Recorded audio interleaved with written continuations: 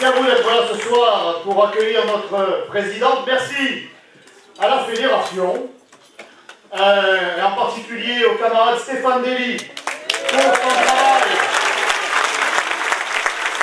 avec son caractère, avec un cas majuscule en gothique.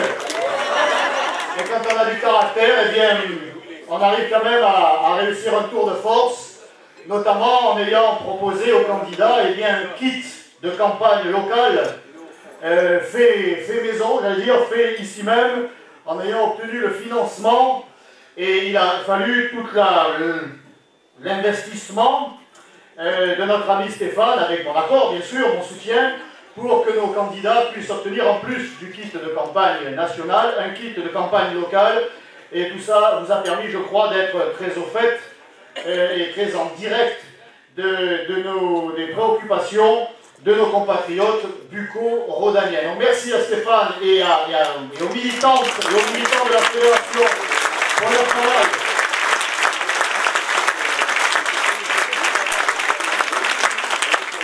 Merci à Bernard Maranda qui nous a permis ce soir d'être ici dans ce magnifique restaurant. C'est lui qui a été à l'œuvre, voilà, et qui nous a mis en relation avec le restaurant. Et donc merci au restaurant qui nous accueille ce soir à l'hôtel, ce très bel hôtel Pullman. C'est l'émotion. C'est l'émotion. L'hôtel Pullman. Et évidemment, quand même, merci à nos camarades et amis du DPS d'être là ce soir pour assurer notre sécurité.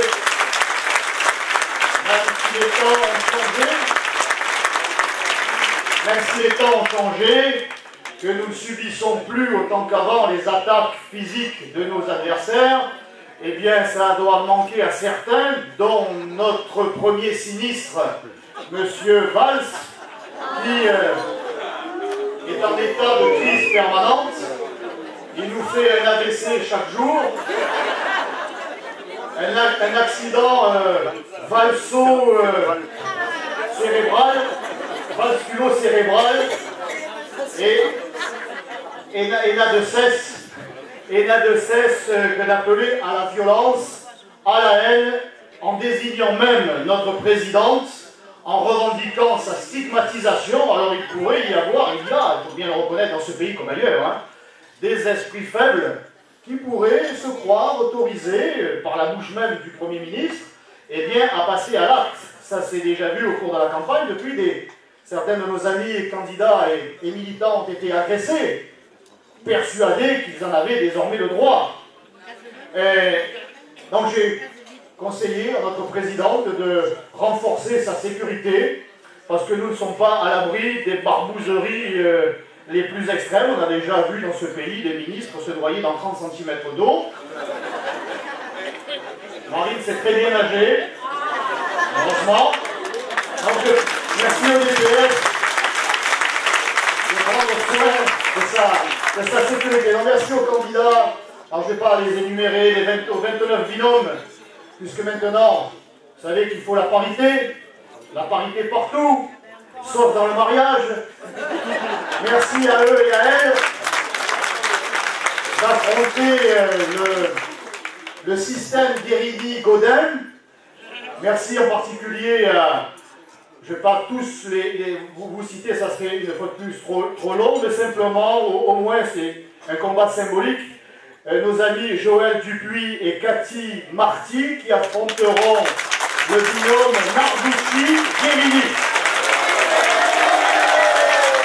Non seulement ils vont les affronter, mais ils vont les battre. Ils vont remporter la victoire. Madame Narducci, comme vous le savez, qui était socialiste, qui est passée au parti radical de gauche, et qui, entre les deux tours de l'élection présidentielle, municipale, décidément, on est déjà en 2017, municipale, eh bien, elle a fusionné sa liste avec celle de la liste de Jean-Claude Godin. Le chaînon manquant. Le chaînon manquant, le lien entre Godin et Guérini. Donc là, pour celles et ceux qui en doutaient, le système est officialisé, le mariage est officialisé, puisque Madame Narducci, qui fait partie de la majorité Gaudin à la ville de Marseille, eh bien, pose aujourd'hui, depuis quelques semaines, sur une affiche avec celui qui constitue son binôme, Monsieur Guérini. Un coup avec Jean-Claude, un coup avec Jean-Noël, voilà. Enfin, un coup, façon de parler. Mais encore rien de plus sur YouTube.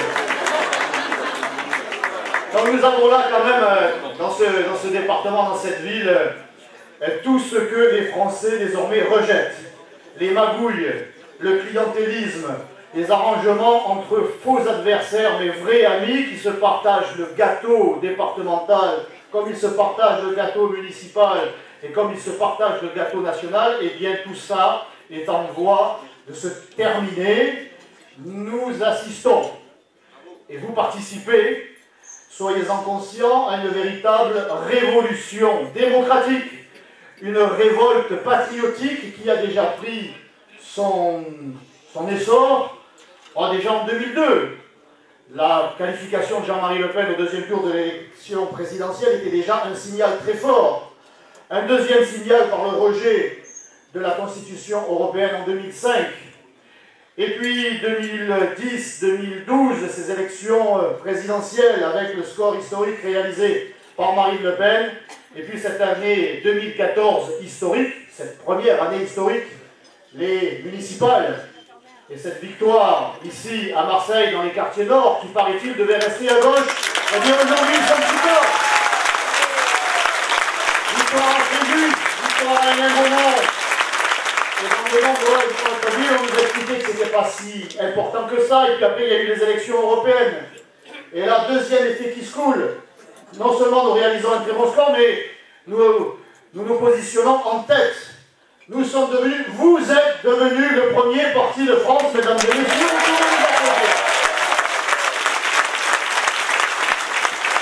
Oui, mais après, c'est les sénatoriales. Ce sont les sénatoriales, et les sénatoriales, c'est un scrutin pour les gens intelligents. C'est-à-dire, c'est pas pour vous. C'est pas pour nous. Ce sont les grands électeurs. Et ceux-là sont bien conscients des enjeux. Donc, ils vont reconduire ce système qui a fait ses preuves. 2000 milliards d'euros de dettes. Une explosion de l'insécurité, les comptes sociaux tous dans le rouge vif, un chômage qui vire à la pauvreté, etc., etc. Eh bien, les grands électeurs eux-mêmes n'y croient plus. Nous avons réussi dans ce département à gagner plus de 120 à 130 voix qui, au départ, eh bien, ne nous étaient pas destinées. Eh bien, nous les avons obtenues, comme notre camarade et ami David Rachlin dans le Var, qui lui a doublé sa capacité, on va dire, électorale. Donc, troisième effet qui se coule, ça n'a pas été un sénateur, mais deux. Aujourd'hui, ce sont les élections départementales qui sont une élection qui ne nous sont pas favorables. Peut-être la moins favorable jusqu'à présent, une élection du clientélisme par excellence, surtout dans ce département, où l'on arrose à tour de bras. Et ce n'est pas Jean-Claude Guérini ou Jean-Noël Gaudin qui vont nous faire croire le contraire. Eh bien, déjà en 2011, je vous le rappelle, nous étions arrivés en tête au premier tour. La démocratie Made in France a voulu qu'au second tour, nous n'ayons aucun élu. Notre ami Laurent Comas avait raté l'élection d'un demi-point ou d'un point.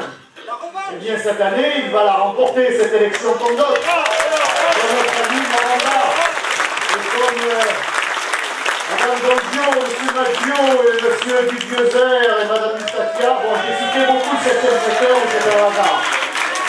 C'est un hasard. Madame Farkas et d'autres, pardonnez-moi, celles et ceux que je ne cite pas, mais nous allons mettre ce système départemental dans ce département, précisément dans notre département, à terre, comme disait hier notre ami Philippe Adam à Salon, nous allons le mettre à terre, et en 2017, c'est le système entier que nous mettrons à terre, parce que la dernière porte, celle de l'Élysée, nous allons tous ensemble la pousser pour qu'enfin Marine Le Pen occupe la place qui est la sienne, celle du président de la République.